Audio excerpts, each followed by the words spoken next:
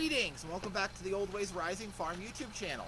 Today we're going to do another skill building exercise, and as I mentioned in the previous skill building exercise, carving the duck decoys, in my opinion a skill building exercise needs to be something which is not necessarily the simplest project in existence, something that has a little bit of complexity that you can sink your teeth into, but also not the most complicated, difficult project that you're ever going to do, and something that you can make a lot of. So today we're going to be doing some blacksmithing work, and we're going to take this piece of rebar and we're going to turn it into a tent stake. So I'm going to get this in the fire right away to get it started heating up. You'll see this is a fairly smoky fire at the moment. The coal that I have available here locally is a very smoky coal, and this is still a fairly green fire. When you have a green smoky fire, you don't want to do real fine work. So the main project that I want to do today is to take some scribes and some carving knife blades and heat treat them. But I can't do that until this fire is conditioned a little bit better. So it's a good time, it's a good stage of the progress to do a skill building project with something that's a little clunkier maybe, something that's doesn't require quite as much refinement as a heat treating process. So that's what we're going to work on here.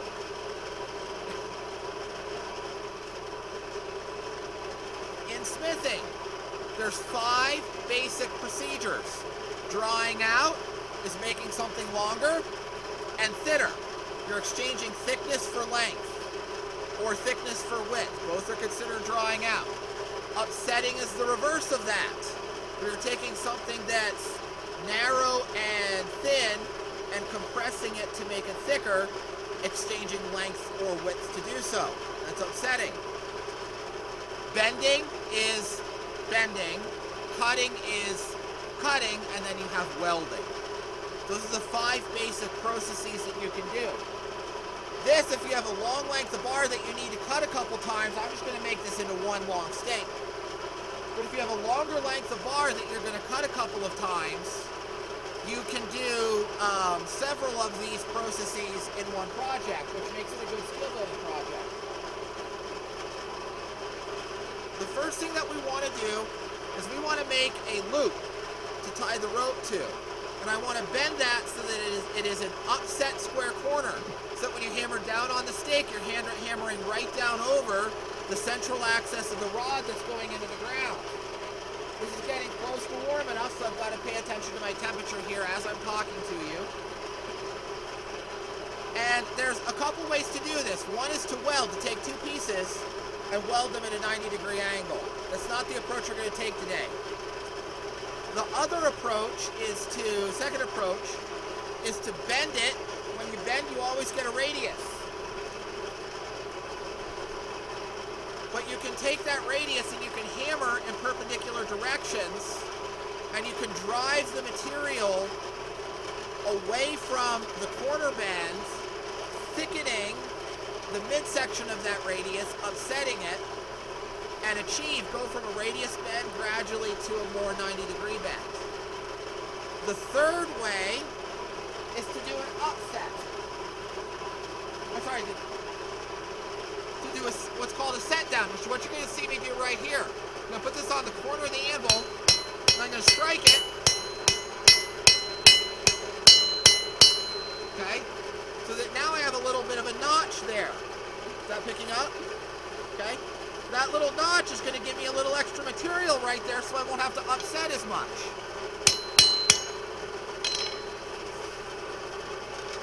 Back in the fire.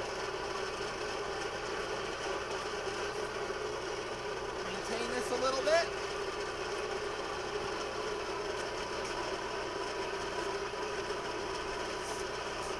Now I'm going to go to drawing.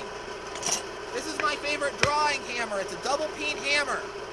These are not the most common tools to find, but it's good for going in opposite directions. Length, I draw length with this one and width with that one. The cross peen and the straight peen. This works by displacing metal in a directional fashion, like a rolling pin.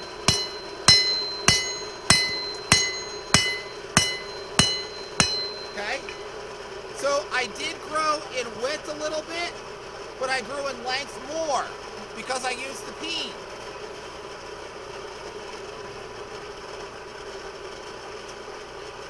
If you simply do this with the flat of a hammer, you're going to spread material in all directions. If you do it with the peen, you're going to spread material in a directional fashion. And since I want length, I don't want to waste hammer blows and energy spreading it in all directions. I just want to grow in length.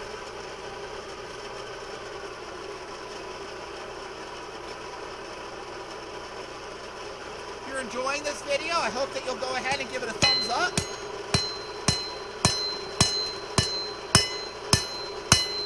Okay.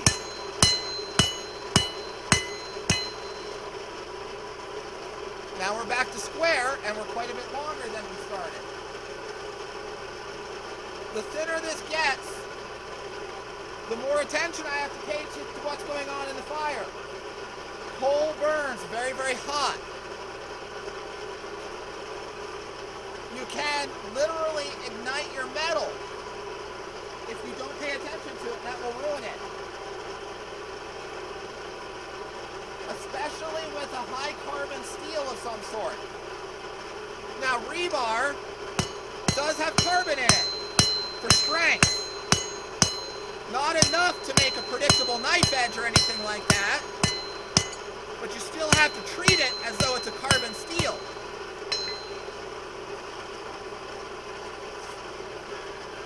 You can't treat it like wrought iron or mild steel. Okay? It is inconsistent in carbon content. Frankly, it's garbage material. The only thing I like to do with rebar is to make tent stakes, and that's because of the texture. It holds the ground well.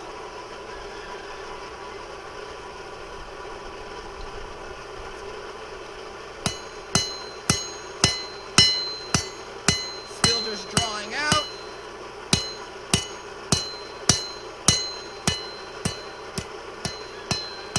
Okay.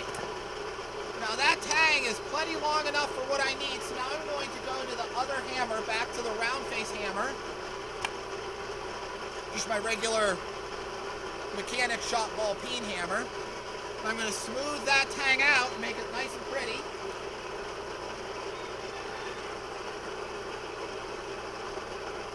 And then round it. We'll talk about forging to round. When you're drawing, you always draw out square. Rounding is the last step. First, I want to pretty it up a little.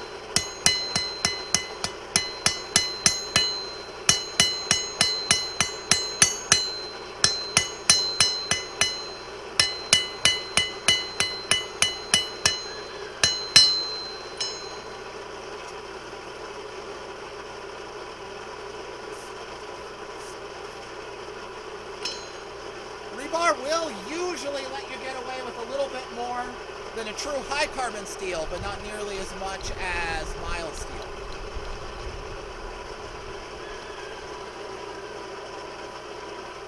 Now while that heats, I'll talk about strategy for rounding.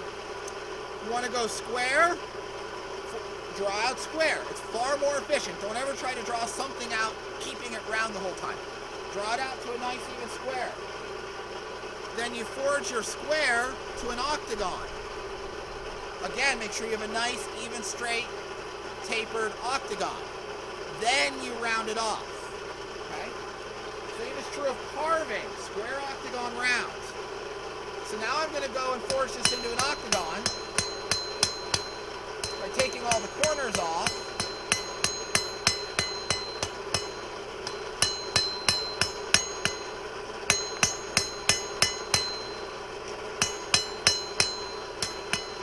Straightening, and we're good. Okay, you can see we preserved that little notch in the side. Now I can go to round. And this is a small piece, so if I wasn't talking, I'd probably be able to get octagon and round in one heat. But when you're doing larger pieces, you'll need multiple heats to get to the good octagon.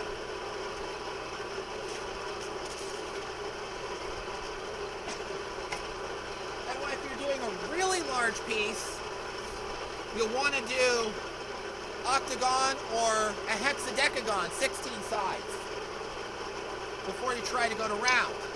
But this is just a little guy. So now I'm just rotating it and hammering all the surfaces evenly. Round everything out.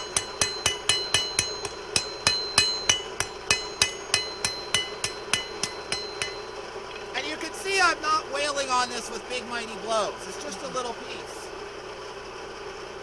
Now it's time to bend it. We'll bend over the horn.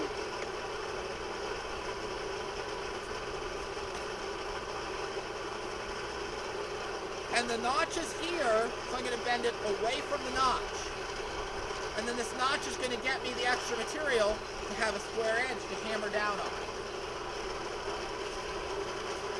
So there's my notch, notch up. Start out at the tip.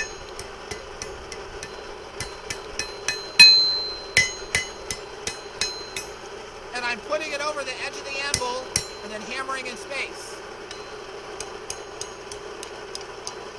Okay?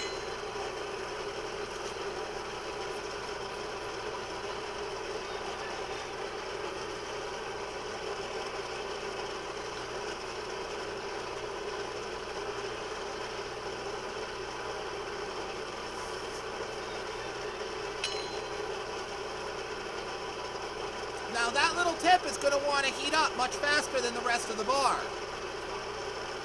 So, we want to make sure that that little curl is vertical and not covered by fuel when it's positioned in the fire.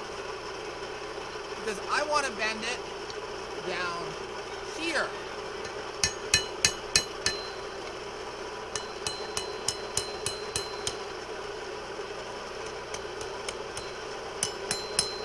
Okay, now for the final work, we'll put it right on there. Hammer on top.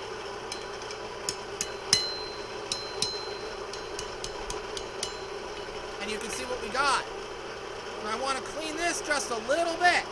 So I'm going to heat it right there, put it over the horn, and pull against it with as much as I can, and then I'll hammer on my side of the horn. And that'll straighten that out a little bit more.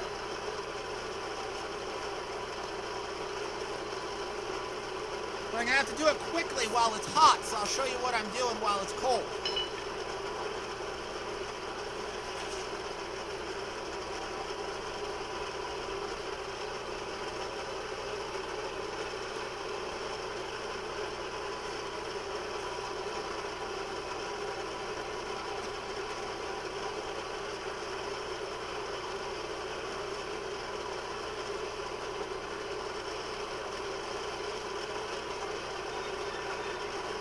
There we go, that's good heat, right where I want it. Pulling against, hammer down, straighten that,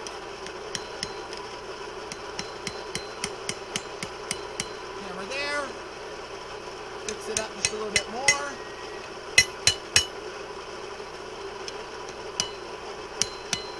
And we got ourselves a curl, okay? Now, that's a little bit warm, in case you weren't sure. I need to work on this end. I don't want to touch that end. So, I could hold this with tongs, but that's kind of a pain, especially when I have a piece long enough that I don't need it. So I'm just going to let this to sit and cool in the air for a half hour. Work on a different project. And in what will be a half hour for me, but about 20 seconds for you, we will rejoin and we'll draw out the tip to complete this tent stake.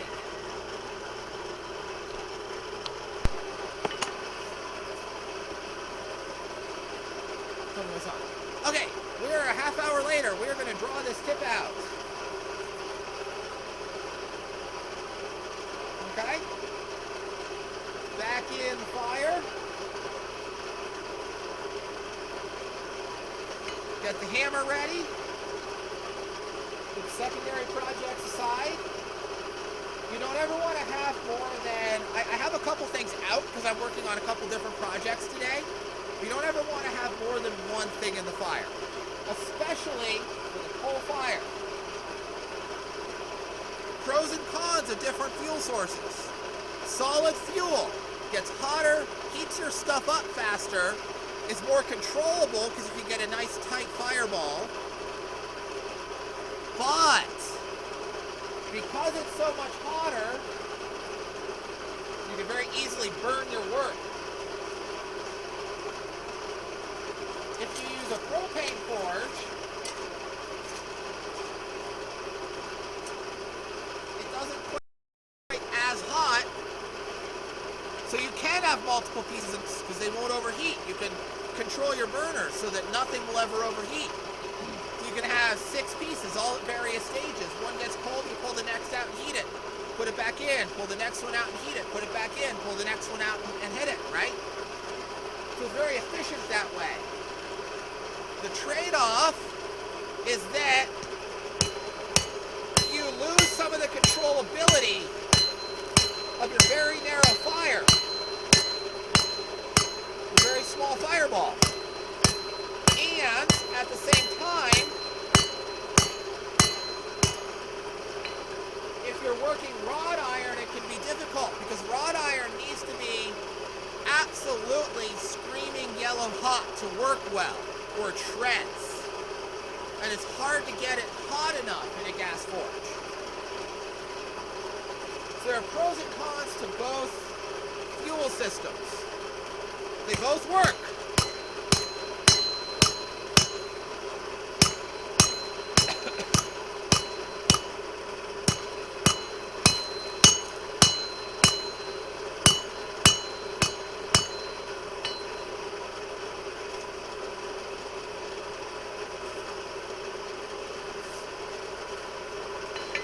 For wrought iron, I definitely would recommend coal.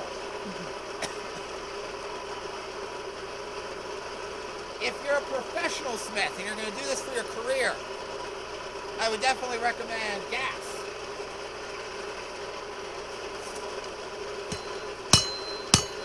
Because of the efficiency.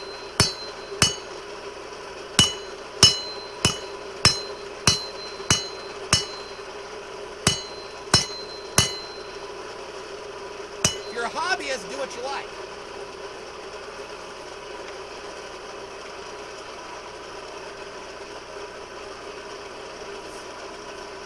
But if you're a professional smith, you're not going to be doing a lot with wrought iron anyway. You're going to be doing mild steel and high carbon.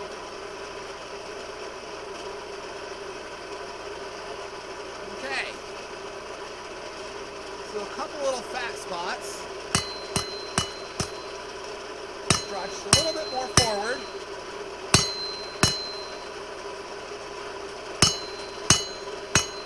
Okay. Done with that one.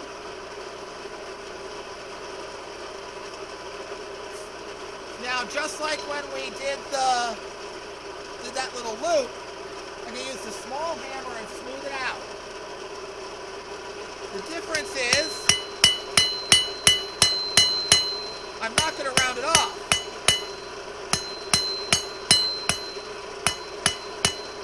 Just going to draw this to a square taper.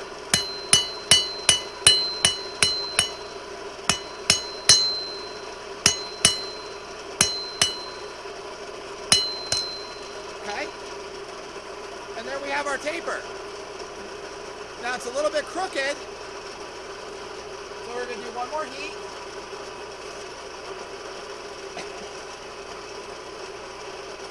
Being careful, I don't want to burn the tip off now. I mean, I've got plenty of tent stake. If I burn the tip off, I can just redraw it. And that's part of why I recommend this for a skill building project. You do not have to be perfect when you're making a tent stake. The material will let you get away with a lot because it's not a hardenable steel. Neither is it wrought iron. Both of those are persnickety. I need to get it hot down closer to where the taper meets the metal and finish the straightening. So I made sure that I could see my tip out on the other side of the fireball so it's not getting hot. pull a couple of coals on where I want to insulate it and heat it up.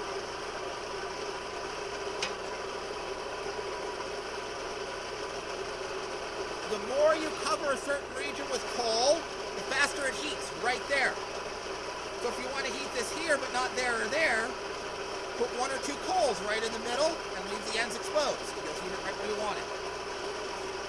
That's the controllability of solid fuel that you lose with gas.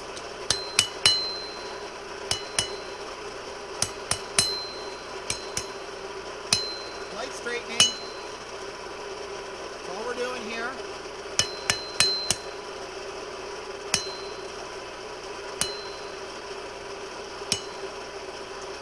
You can do this at a lower heat than you would draw out. And we have officially witnessed the birth. I scared myself. I didn't burn myself out. It's all good. We have officially, I tried not to cover that. We have officially witnessed the birth of a tent stake. And the smith being a little bit dumb because I'm filming and not, fully concentrating, because that's part of filming. So anyhow, this is a really good project and one I very much recommend for somebody who is a beginner but has done some smithing before and wants to go and progress and really start to practice and really start to develop and hone your skills. Do a project like this. Make a bunch of them. Give them away. Nobody will be mad at you for giving them that beautiful tent stake. Okay? I end up giving so many of these away, I run out of them for my own tent. My wife's laughing behind the camera because that's not an exaggeration, right? So you can make a bunch of these and really practice your techniques. The techniques are not the most difficult, but still, you're doing a few interesting operations that will let you go from that. I've just taken a couple of classes, just starting, to the next level and develop into the intermediate level. So, I hope you enjoyed this video. Give it a thumbs up if you did, and don't forget to subscribe so you see the next ones. Have a wonderful day.